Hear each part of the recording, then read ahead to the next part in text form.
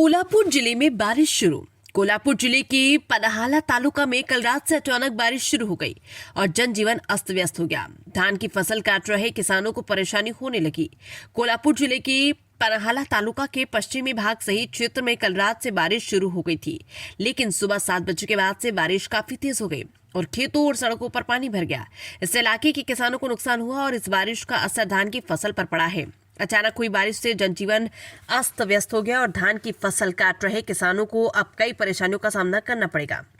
ऐसे में किसानों की मांग है कि सरकार नुकसान झेलने वाले किसानों को मुआवजा दे।